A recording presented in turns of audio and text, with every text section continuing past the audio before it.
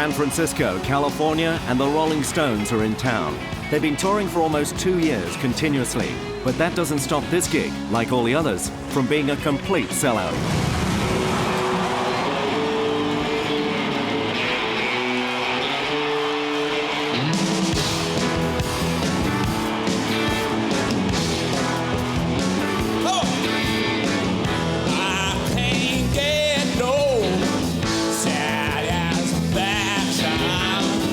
I mean, he defined being a pop singer star like Mick was the singer. Mick Jagger is an athlete. He's got the body of a marathon runner. He's got the flexibility of an acrobat. He's the face of a Renaissance thug. He has the mind of a sniper. I think all these things added together with the fact that he's a wonderful songwriter and has got an extraordinary voice. It's kind of how can you lose unless you self-destruct? And Mick hasn't self-destructed. He's a great entertainer, great entertainer. He's electricity on stage.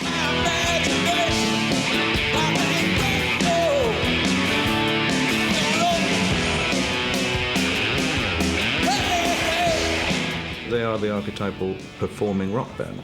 I mean, quite simply, the best rock and roll band in the world. They were then, they still are now. What makes the current show so incredible in a way is the fact that there is a tour at all. As they enter their 5th decade on the road, Keith's brushes with mortality are legendary. Just as remarkable is the enthusiasm and attention to detail that Jagger still brings to staging these extravaganzas. And of course, then there is his total domination of the event as the master performer.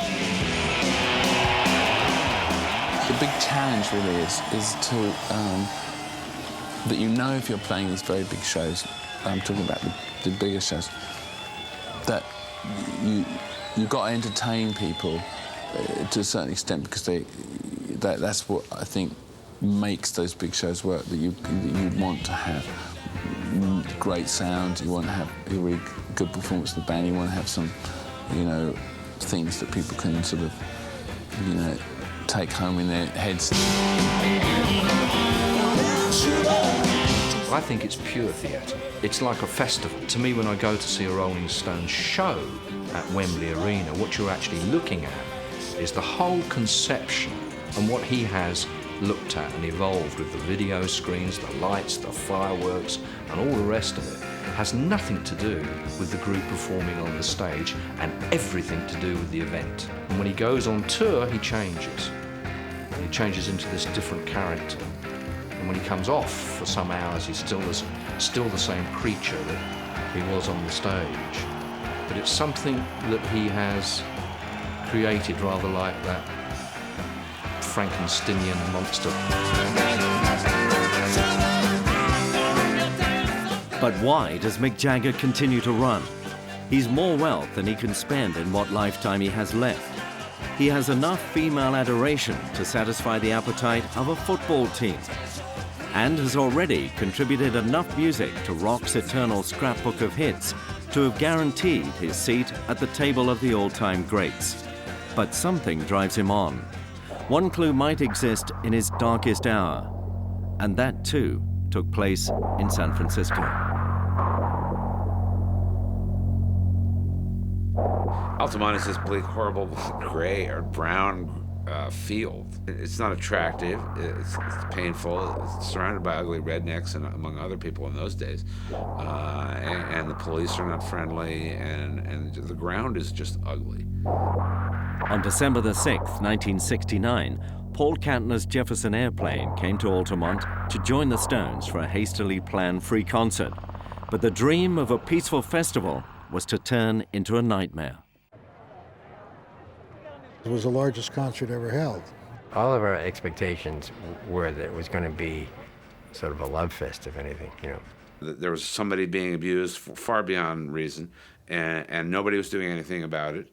The violence and all that took place. Marty got hit there. I remember sort of walking through a crowd of people, and somebody tried to actually punch Mick. So many reports came out later on to the effect that it was the very music and the lyrics, the satanic nature of it, that caused the violence. I think the two ran parallel with one another.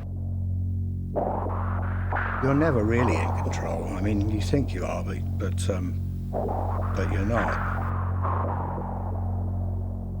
And Mick really looked scared, the poor little lad. I felt sorry for him on the stage there in his silly little Satan outfit. And there's big, like 68 feet Hell's Angels standing around in their leathers and chains and whips and everything else. I have to say, he was a little out of his element there. Altamont was a unique experience in survival, I think. As Mick sang Sympathy for the Devil, the decade of peace and love came to a grisly end, as a member of the audience was stabbed and then beaten to death by Hell's Angels. He and the other guys, all of them, were certainly very deeply affected by that. Altamont set the tone for the Stones' tours of the 80s and 90s. Never again would Mick trust to others what he could organize for himself. The roadshow became an event. The event was built around Mick. He would provide the danger, the excitement, the killer moments, not the audience.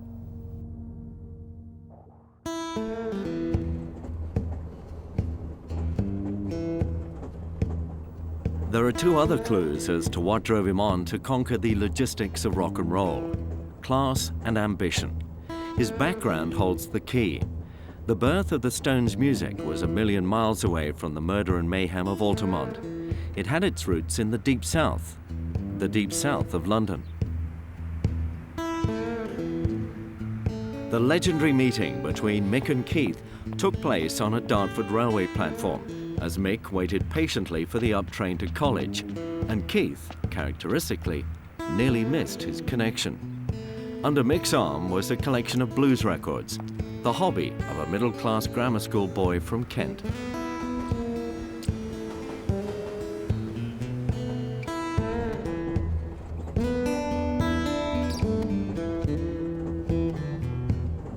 Well, I think Mick has always been a social climber. I mean, Mick has always been middle class. I mean, Mick comes from a background that wasn't working class, street gutter kind of things that he'd sort of like assumed at times that were useful to the persona, to the on-stage persona. I mean, Mick was the son of Basil Fanshawe Jagger, for God's sake, who was a headmaster. Basil Fanshawe Jagger, you know, I mean, you know, we are not talking about Sid Vicious here. Our parents came out of that war with a hope for the future, that anything is possible now for our children, and we're going to give them every chance that we can. So we were put in schools. Relatively a lot of money was given to children, children's education, and we were exposed to any number of influences. The world was opening up. You know, the birth control and the pill in the 50s, Playboy magazine, sexuality things breaking down. Mick was from basically a middle-class background, but he, I think, wanted something more than the rest of the guys in the Stones. He was more interested in the future, whereas Brian and Keith just wanted to party. The other driving force, of course, behind Jagger is given away by the almost religious zeal with which he collected those early blues records, and the fact that on almost every tour when the Stones first headlined, they hired a top blues artist for support. The blues was what first stimulated the young Mick Jagger and brought him into contact with fellow musicians like Brian Jones from Cheltenham and Paul Jones, who himself would become a chart-topping vocalist. I started, in common with most people of my generation, and this includes Mick, listening to skiffle. Lonnie Donegan has a lot to answer for, including the fact that all those people like Eric Clapton and so on picked up guitars. I think it would be early 1962.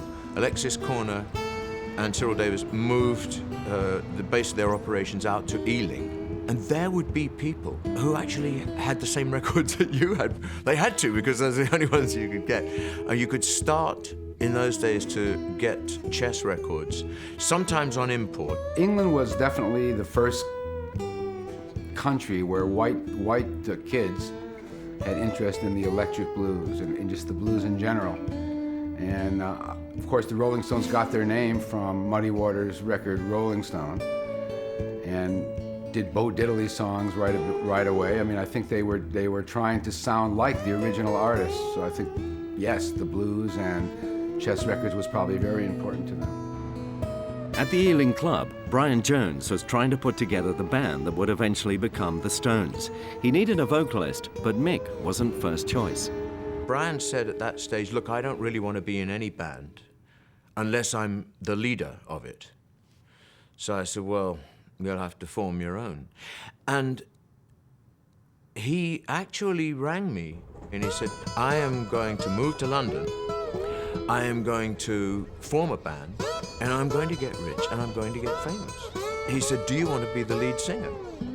He said, and I'm getting Keith to play the other guitar. And I said, look, Brian, I don't think that we'll ever make enough money from this music that you and I love so much to make a living, much less to get rich. And in any case, I've just got a job with a dance band in Slough. Anyway, he got Mick. But as far as Brian was concerned, it was his band, you know. And he did the hiring and the letting go as well. Around the nucleus of Brian Jones in a smoky West End club in 1962, the Stones were formed. An Eastern European entrepreneur decided to move the club out of town and set up the Stones as resident band. So I decided to go as far as I could from the marquee to open a place that would prove to everyone that it didn't matter where you went in metropolitan London. If you got the end of an underground line, people would come for this music. That's why I went to Richmond. I've always found it kind of strange that Richmond became such a centre for so many musicians. I mean, there was us, the Stones, The Who, Clapton. We all frequented Richmond. I guess it had a lot of Victorian buildings. You could get flats cheaply. It had the Auberge coffee shop. It was a mecca, I guess, for middle-class boys. Brian Jones was always bending my ear about giving them a break, giving them a break. So I decided I would give them a break. The first gig was very famous. 3 people there were. Incredible. The magic sort of worked, the idea of just playing out into empty space, but somehow calling the spirits together. In a very short time, we had people lining up outside the Station Hotel in the back entrance at 1 o'clock in the afternoon to come in at 7 o'clock for this kind of almost ritualistic procedures that the Stones' appearances became there. People were hanging from rafters. I mean, we sort of encouraged all that because people didn't know how to react to this music. So there was this kind of ritualistic stuff happening, this appreactive, this sort of purging, this sort of, Dionysian, bacchanalian, in a way, driven by bitter beer, alcohol, definitely, because nobody was doing anything else. I'm gonna tell you how it's gonna be. You're gonna give your love to me. The Stones certainly were the first band to be, I think, to be truly electrified, and that sort of smooth, rhythmic sound. They had packaged it in such a way that it was fabulous. I mean, they had this rhythm, they were sexually exciting, they could hold an audience from the beginning of the show to the end. I mean, they had charisma, most definitely, at that early stage. And they had an image, which was very interesting too. I mean, in some ways, Mick Jagger, sort of still is doing the same things on stage. I mean, it was a sort of shock. I mean, we had probably more reverence to blues music, but Mick did it in his own way. I mean, the sort of maracas shaking, the hand actions. I mean, we'd never seen anything like that. Well, they wanted to sound just like the original Black records, but it didn't come out that way. It came out like the Rolling Stones, and they found that they had an audience that appreciated that, and it developed from there. We used to go and look at acts in clubs, and we went to the Crawdaddy on a Sunday night. It was in a sweaty little place, filled to the brim with people, and they were absolutely extraordinary. Brian was very much the leader. Mick was the singer, but Brian was the leader, yeah. I just wanna make love to you. No, Brian Jones was definitely the mind, so to speak, And he was also older than the others, except for Bill Wyman, who's older than anybody. So what happened was the Stones eventually got a record deal, because you have to understand that in those days you could only do clubs probably in a small area. You needed to go national. So I think they got a record deal on Decca, and they just did a song called Come On. He maybe borrowed, because most of us do, but he's given a lot. I heard him do many of the tunes that was made popular by blacks, but he made them more popular. They talked about the people that they listened to, for example, like Muddy Waters and Chuck Berry and many of the other people. And I think each time that they did this, it opened many doors for people in rock and roll as well as we guys in the blues. They are really genuinely into blues music and into the history of blues music. One of the things I always liked about them during those early tours was that they always made a point of having people like Ike and Tina Turner or B.B. King or Stevie Wonder on the same bill, which was great for them because in those days it was their first opportunity to play to a predominantly white audience.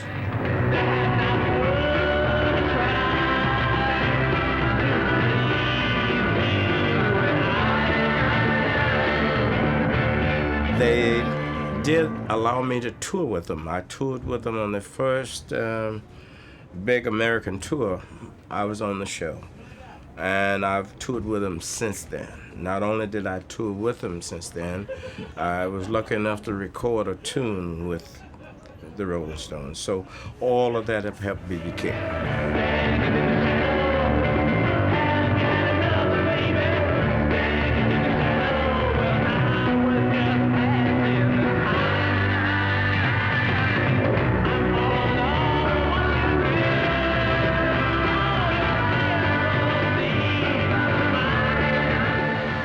Pretty soon, Richmond's Crawdaddy and Twickenham's Eel Pie Island couldn't contain the Stones fans or the band's ambitions.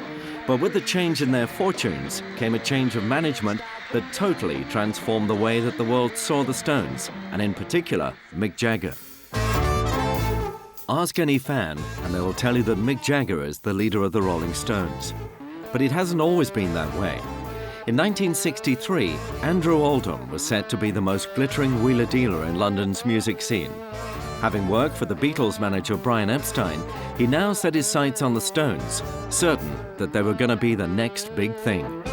Andrew Oldham and I had started out as independent PR guys. We were the terrible kids on the block. And one night he said to me, it was a Sunday, he said, we're going to see a blues band in Eel Pie Island, and I'm going to make the singer a star. He did. It was Mick. My father died, so I had to go to Switzerland. So I was away for quite a while. And when I came back, what had happened was that Andrew had penetrated the entire scene and seen the Stones as an opportunity for him to have some kind of a voice in chapter on the scene that was going.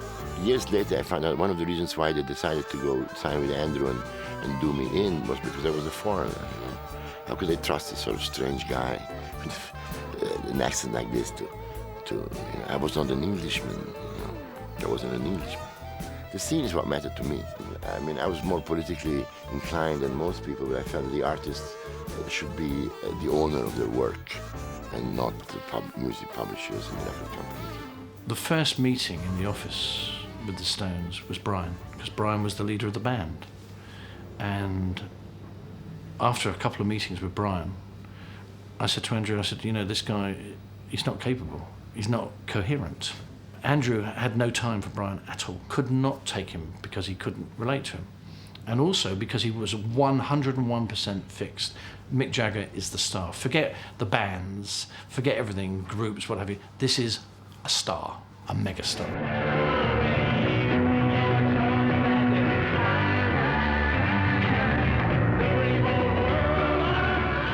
Stones started to come on the show, and that was when Mick began to take over, and it became Mick and Brian and Keith, and it began to balance itself out more. But having said all of that, you can't discount Andrew, who was the manager and was absolutely on top of everything and would sort of wheel and deal. By 1964, after getting his former charges, the Beatles, to give the Stones their first #1 hit with I Wanna Be Your Man, Oldham now focused on world domination. It was his masterstroke to create in the public's mind the image of the Stones as the mirror image of the Beatles, but it was an image that matched their brightness with darkness, their homely genius with brooding menace. Once Andrew had lit the blue touch paper, there was no stopping Mick. Whatever task Andrew set Mick would do. We were in Berlin in this concert. It's the famous German concert, and we looked out and you realise the audience was basically male. And as Mick is dancing from side to side of the stage, Andrew said to him, goose step back across the stage. So Mick would then take it one further. Instead of goose stepping, he raised his right arm. And the most frightening thing is the audience stood up and saluted him. And that's the night they wrecked the cars and people were injured. And concerts weren't allowed in Berlin for, what, another 25 years? In the beginning, Mick, I think, was very amused by the dream or the story that Andrew sold him. And then suddenly, as the fame started, he got caught on the fame train. But he got caught in it in a way that he really enjoyed it and realised that he could make it bigger and bigger. And Andrew realised to get this greater anti-feeling, anti-establishment feeling, we had to do something quite phenomenal. And it had to be a front-page story. And none of us knew how to get it until we get a phone call one night that Bill Wyman's been arrested for urinating in a petrol station. Within minutes, Andrew and I are now selling the story anonymously to the different press associations and turned it into Mick Jagger arrested. And of course then it was splashed across the front pages. And at the same time then Mick fell for the story that, that Andrew sold him, right, here's the scam and you're going to go along with this. Would you let your daughter marry a Rolling Stone? I mean, it was a double-page spread in the NME. But it caused so many reverberations. I mean, the Nationals picked it up. And it was a thing that they lived with, or Mick lived with, for a long time. Part of the Stones' inner circle was photographer Garrett Mankiewicz, who saw at first hand Mick's rise to prominence in the band. Mick was, without doubt, the leader of the band on stage. He manipulated and controlled audiences with extraordinary skill, even at that time. He was able to bring an audience up off their seats, to bring them to a pitch, to calm them down, to get them up again. He was really a marvelous controller of audiences.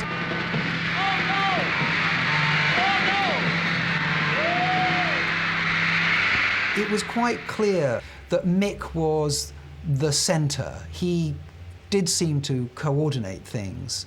Their image had already evolved. They'd abandoned the idea of suits. So the Stones represented a much more individual look, a much more, believe it or not, rebellious sort of look. This is the shot that was to become the cover for Out of Our Heads or December's Children, depending upon which country you bought it in. It sort of seems to have caught the group at this particular period in time really well. This is the famous Cage picture, but as you can see from the whole sheet of contacts, there were only 4 shot in the cage itself, and I only moved in for 2 of them. So it just goes to show you how one picture can really stand out and appear to be so planned and contrived, and yet actually it was pretty much thrown away at the time. Well, what I liked about the Stones, and Mick Jagger in particular, was that it was everything the Beatles weren't. I mean, these were guys who were bad boys, whereas the Beatles seemed to be good boys. And it was a lot easier to identify with these rather bohemian sort of London types rather than the sort of fluffy dolls that the Beatles had become in their neat little jackets and quaint haircuts and all the rest of it. So it was polarised into those who liked the Beatles and those who went for the Stones. As the Beatles did something, I wouldn't say that the Stones would copy it, but I think the Stones saw a space and then they made it their own. You know, when you think of Rock and Roll Circus and Magical Mystery Tour, it sort of delineates really the 2 different styles of the bands. So yes, there were 2 very distinct camps, although there was one person who continually went between the 2 of them. That was a man called Robert Fraser. As the 60s progressed, the apparent gap between the groups seemed to grow. When the Beatles launched an album, it was an artistic event. When the Stones launched Beggar's Banquet, it swiftly became an exercise in pie throwing. The problem Mick faced was that as a symbol of rebellion, he was now set on a collision course with the establishment. Mick Jagger will face charges along with Robert Frazier, a London art gallery owner. A national newspaper had tipped off the police to raid Keith Richards' house at West Wittering. In the house were found traces of cannabis resin and a pipe in which cannabis had been smoked. Evidence that an unnamed naked woman was sitting on a sofa with a rug around her was given in court today.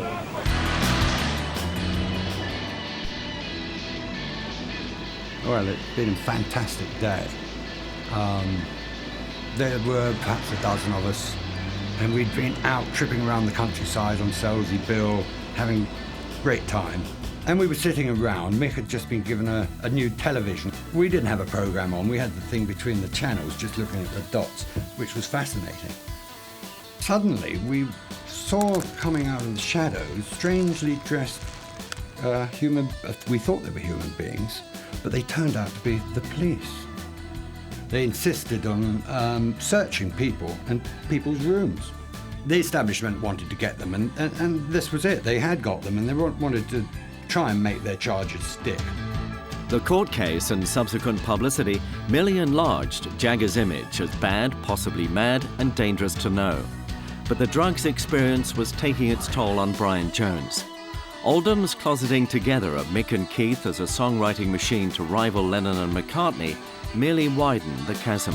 They were really searching for new experiences and new things and new intellectual, musical, creative, cultural highs, and they were really going for it. I think it was Andrew Oldham's idea to get Mick and Keith writing, and I think it was quite clear that Brian didn't have the necessary talent to write songs. Brian, I think, felt a little bit hurt, so he was sort of pushing himself into the front there, but not quite making it somehow. There was something fundamentally wrong with Brian. He was impossible sometimes, and I think that this increased to the point where he became a liability. This drug taking and this kind of raving of his, so the relationship deteriorated, and I know that in studio time sometimes the band would have a microphone in front of Brian's guitar, but the microphone would not be turned on, you know, and Brian defeated himself. I was always very fond of Brian. I really liked him, but he was infuriating. And what was sad about it, I mean, it used to make me sad to see Mick and Keith, you know, taking the mickey out of him, and I'm going to say this, they belittled him, you know, and that was sad in a way, because he started the band. You know, would they have done it? You're so cold, you're so cruel, I'm your man, not your foe. Brian Jones's deterioration was as swift as it was complete. After being ousted from the group, he died within months on July the 2nd, 1969. But the curse that seems to afflict everyone who comes into contact with Mick and Keith didn't stop there. Andrew had personal problems of his own, and he was having certain treatments, and at that time the Stones were getting into heavier drugs.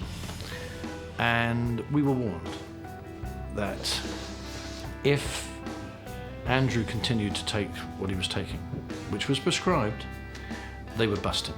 The band had achieved a fame, a status within our culture and society that was quite remarkable, really. And they were becoming harder to work with from Andrew's point of view. It was becoming very frustrating in the recording studio, and I spent quite a lot of time in the recording studio. Sessions would supposedly start at 10:30, and the band wouldn't turn up, or at least Mick and Keith wouldn't turn up until 2:30 in the morning, 3 o'clock in the morning. They'd be very out of it, they'd be quite aggressive, there'd be no preparation. It was a difficult and uncomfortable time. The relationship between Andrew and Mick was disintegrating very, very peacefully, in that Mick was going his way with the, here comes the two, you know, the satanic majesties. And Andrew was beginning to realize that he had to be careful, because otherwise he would just fall apart as a human being. And Mick obviously realized this, and without any any word said, he just went on his own way. So once again, Mick decided a change in management was due. He called in the American Alan Klein to try and improve their finances. At the same time, with the group struggling to stay together, Mick set himself a fresh challenge, this time as an actor.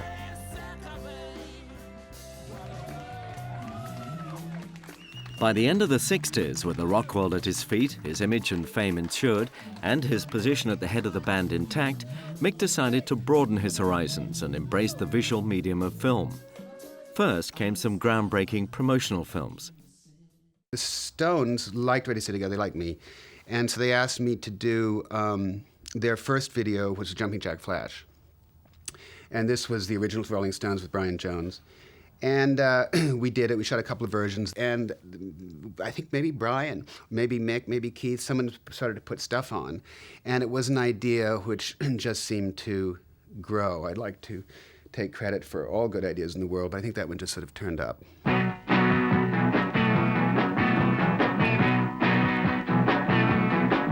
was raised by two left-footed hands. I was schooled with stripes right across my back. But it's alright when I'm back in the gas. But it's alright. Every gas flash is in the gas.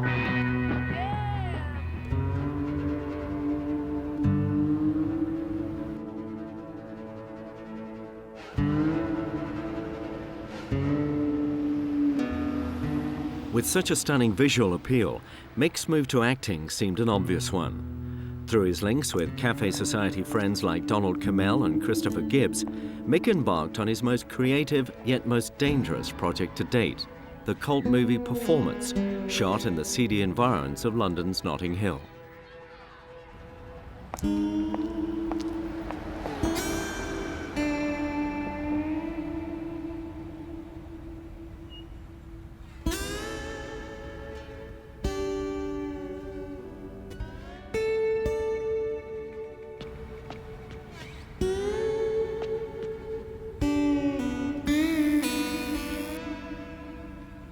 The original title of the film was called The Liars, and Donald came to the idea of performance, I think, through he saw both characters as performers.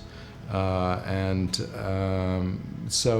the title grew out of that and the fact that Mick, was a great performer.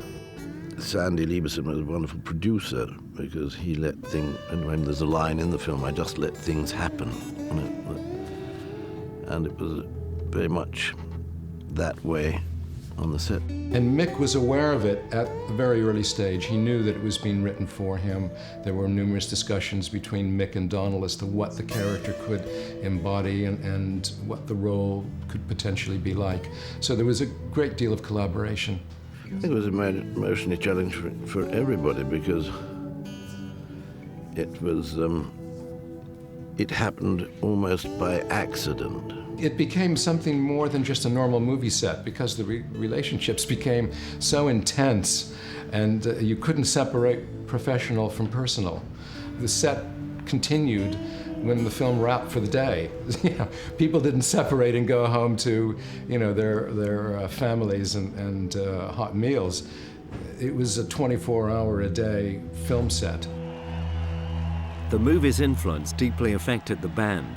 While Jagger acted out intimate love scenes with Anita Pallenberg, her real-life lover Keith Richards waited outside in his car, unable to believe or confront what was going on inside.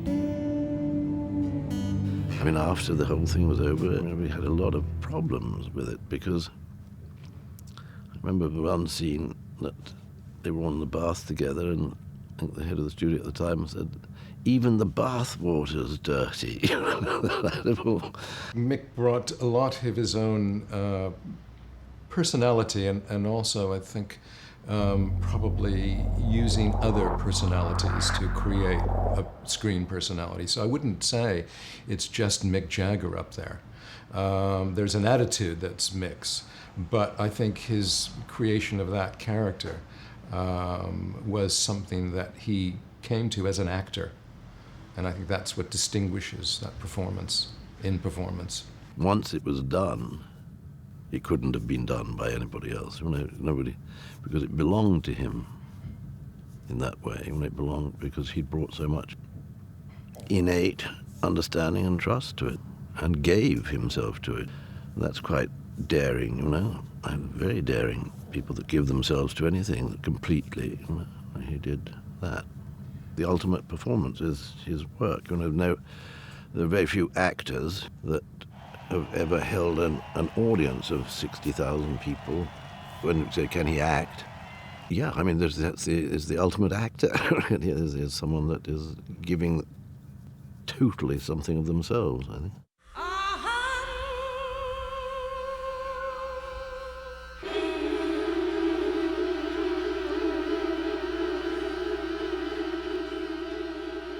30 years on, performance remains Mick's greatest screen moment. Although he's tried, rather too often in films like Ned Kelly and Free Jack, to match it, it's a desire that still remains. After performance, Mick had to return to the Rolling Stones, and it was difficult.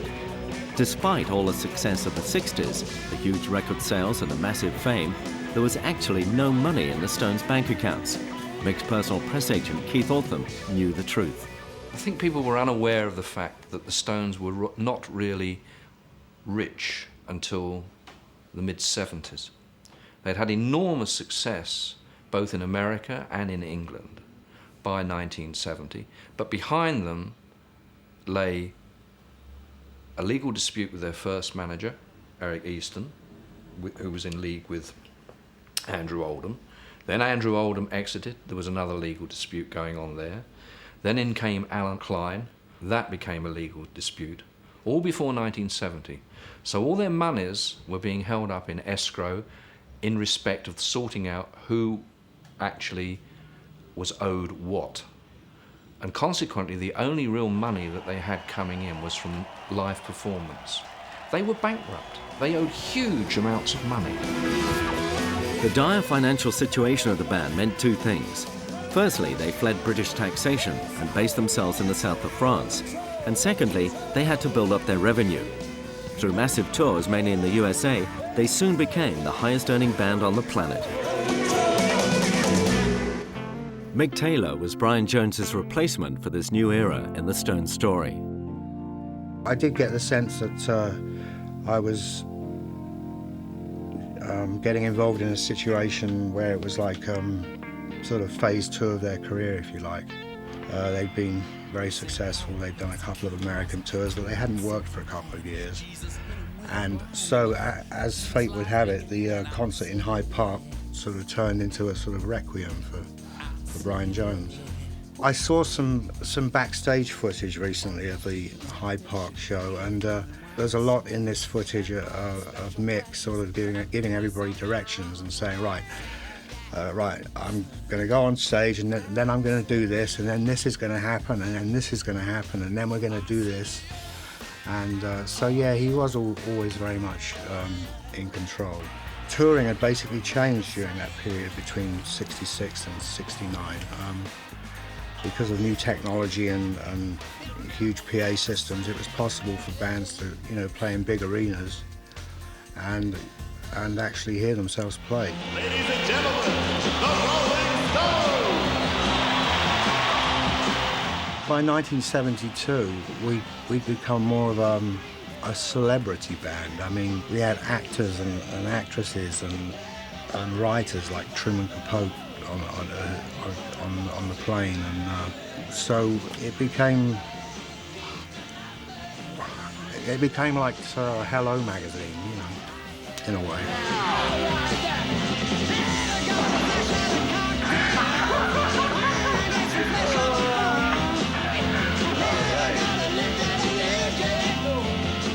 The Stones at that time were trying to regenerate their money. There was a lot of money made on the tours, but more than ever, it really helped expand the sales of their albums. I don't think music belongs in stadiums. It's not very good, acoustically speaking. It's not very good for the participatory aspect. It becomes like, Goebbels events, like Nuremberg rally, and you know what I mean? It's like it's manipulative, and I don't think it's generous. I think it's self-serving.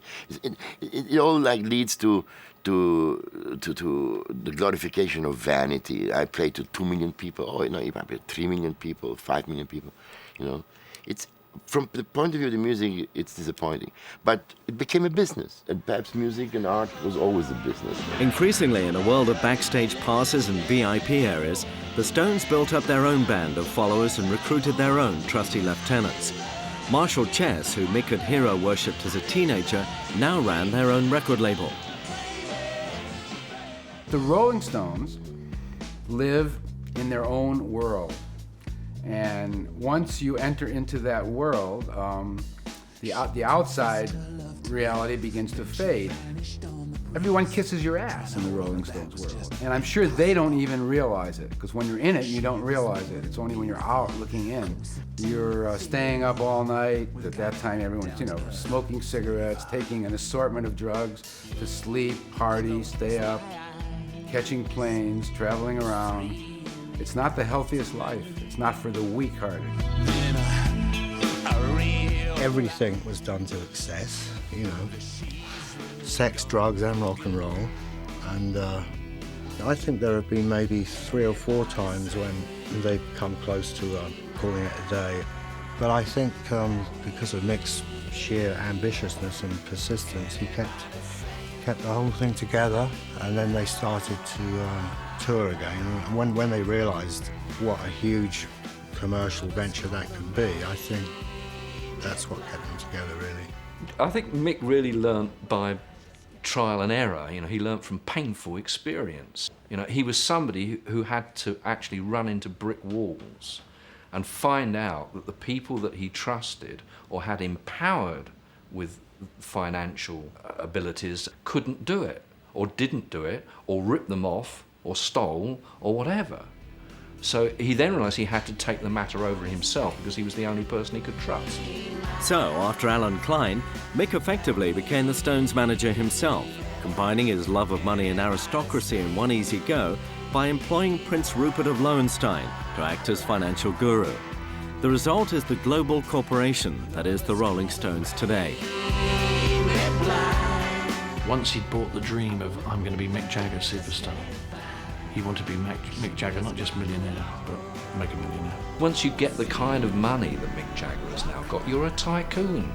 You're running a corporation.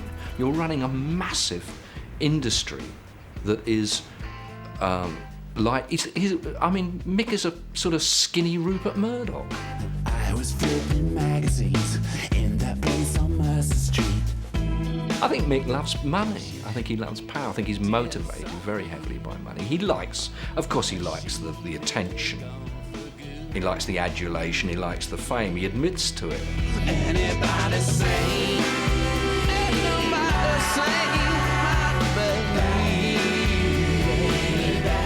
say, money means things to him. I wish he'd spread a bit more of it around in other directions. He should think of it like fertilizer to make things grow, other than those things which are just for himself.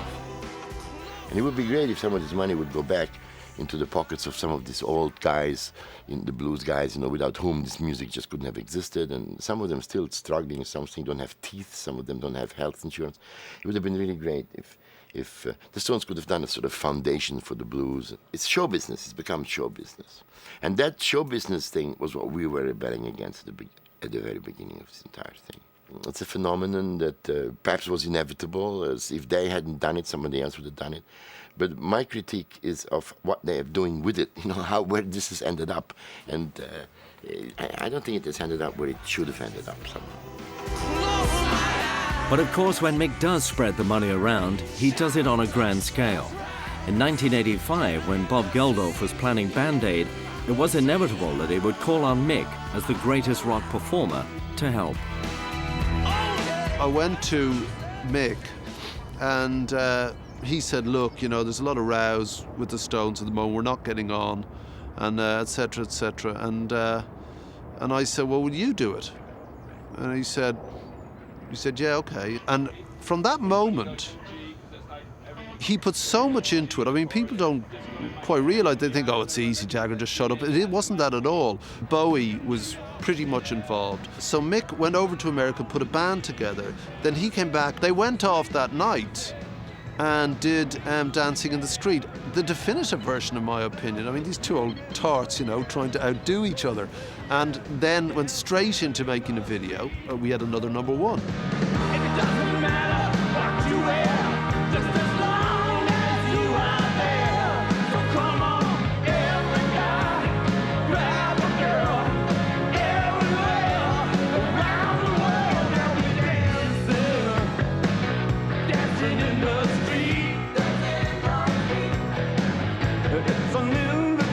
Across the nation, a chance for folks to meet.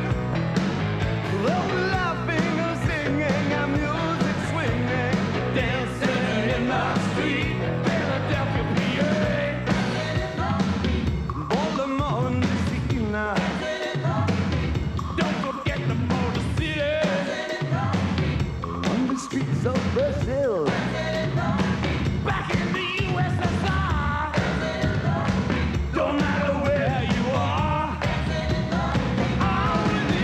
There was so much effort and so much commitment.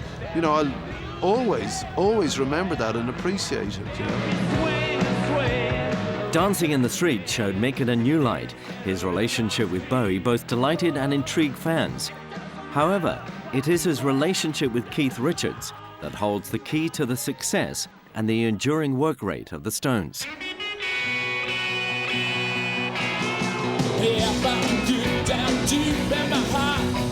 At the centre of the Stones is a partnership between two disparate characters.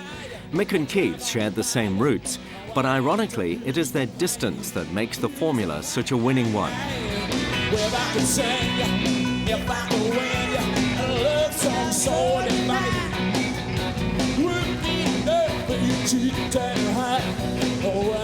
They may have periods when one is not talking to the other, but they complement each other perfectly. Jagger can play the country gentleman.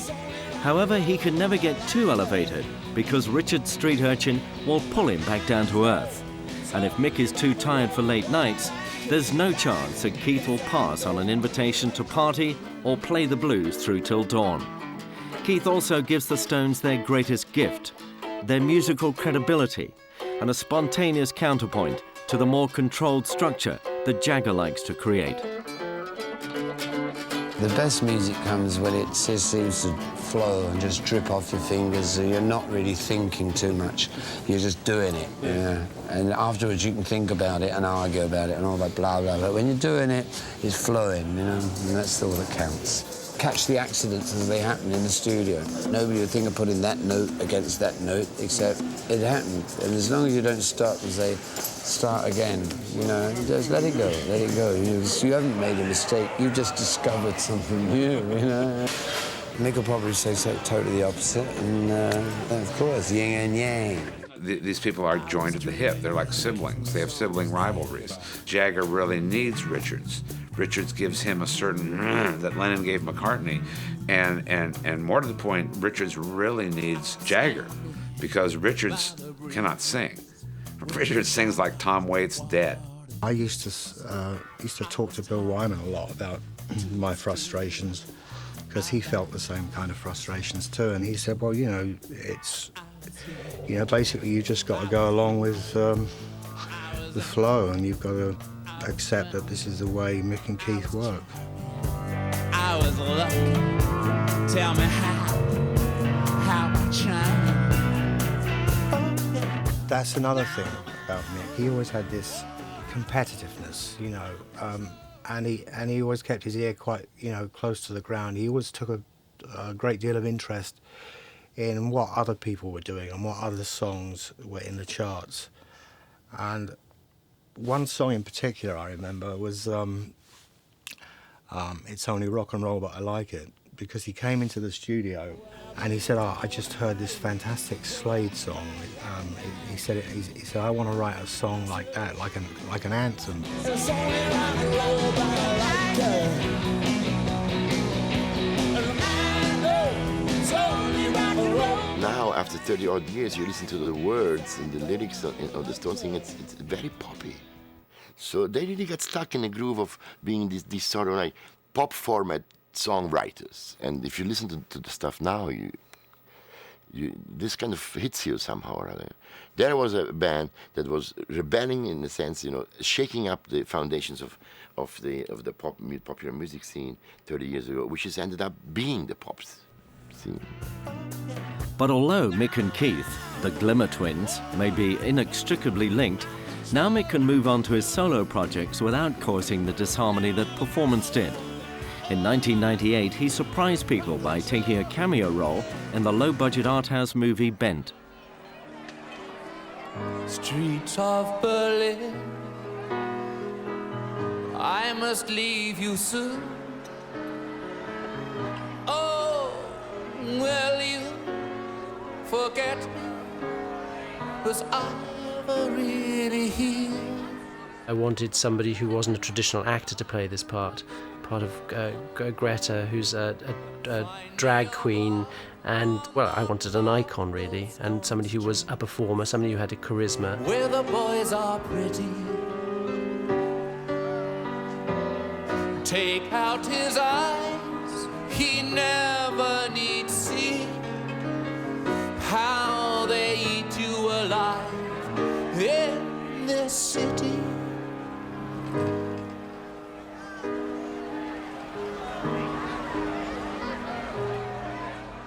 Actually, it was Martin Sherman who wrote Bent. It was his idea to approach Mick. I suppose I was a bit fearful, but I said, "Oh, what the hell? Let's offer it to him because he'll never do it." And then, amazingly, he said yes. Streets of Berlin, will you cry out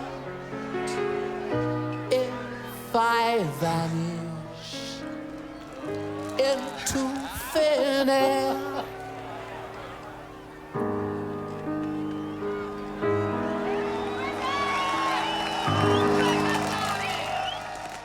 I think he supported the ideology of the film, definitely. I think that he supported, the fact that the film is speaking on behalf of the liberation of minorities, and in particular, in this instance, gay men. And I think he supported that as a philosophy.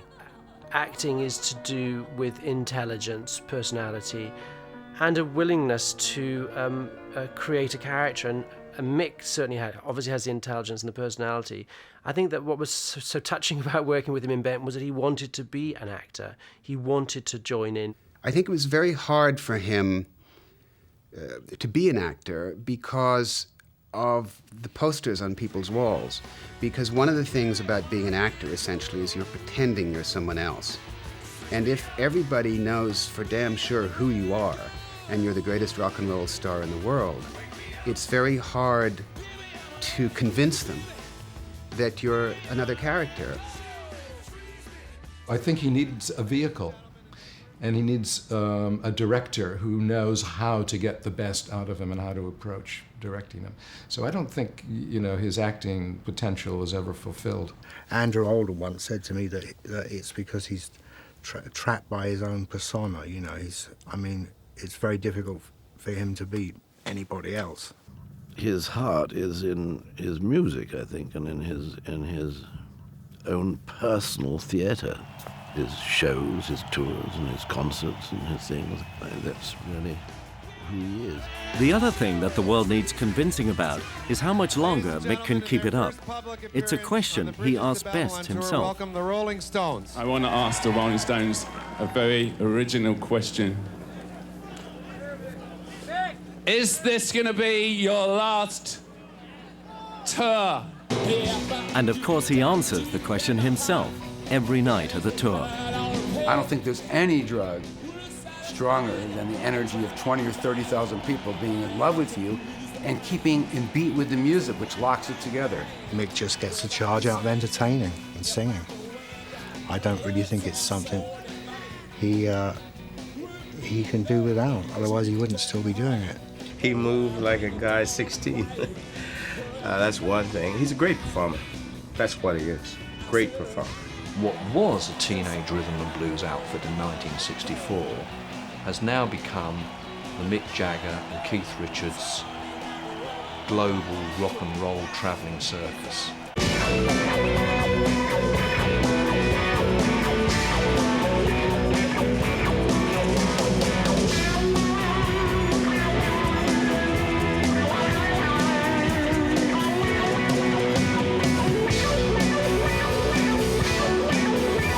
I think it's a showman. It's a minor art, perhaps, in that sense, but it is not. It's a stage art. And I think that he certainly is not Jim Morrison in terms of metaphysical and literary interests, you know. I don't think he's invented anything as such. He's a very good synthesizer. He's taking things from a little bit everywhere. He's always been truthful to his lips, you know, to his... That he has been, right? That's difficult not to, you know. He gets such a lot of stick from the media, as do the rest of the Stones, being sort of wrinkly old guys, you know, sort of leathery old faces and sort of parodying their earlier performances. And I think it's really a bit unfair. The sort of ageist thing that seems to apply to mature rock stars is a bit unfair. And for me, the Stones have grown into these faces. You know, Mick Jagger, the way he looks now, is the way I think of him. I don't think of Mick Jagger as he was when I was at school and I first saw him on television. I think of Mick Jagger, the sort of leathery, crinkly kind of guy that he is, you know, as the rest of the Stones are. Sort of Mount Rushmore with attitude. I mean, he defined being a pop singer star. Like, there was Elvis, and then there were a couple of people who defined guitars. That would be Keith and Pete Townsend. And then there was singers, and Mick was the singer.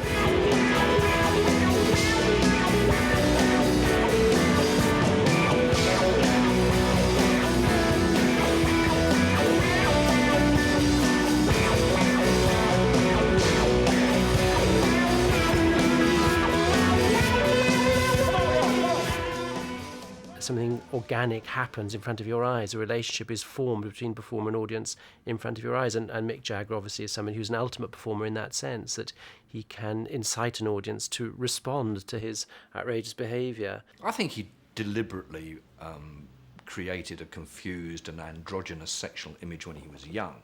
The Rolling Stones and he took risks, and they took on authority, and they took on issues that involved civil rights and sexual intolerance and political hypocrisy. Later, into the 70s, it became something else that really wasn't sociologically relevant.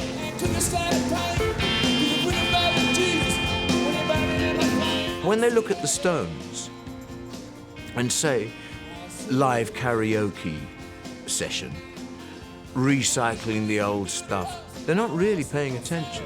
It's not the same every night. It's an ongoing, newly achieving situation.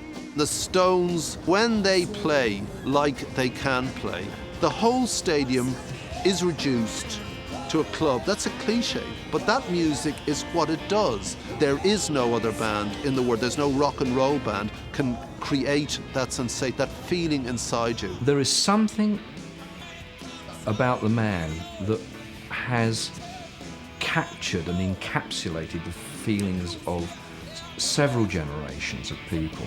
You can find better singers, you can find better musicians, you can find better dancers, you can find better songwriters, but you won't find a better Mick Jagger.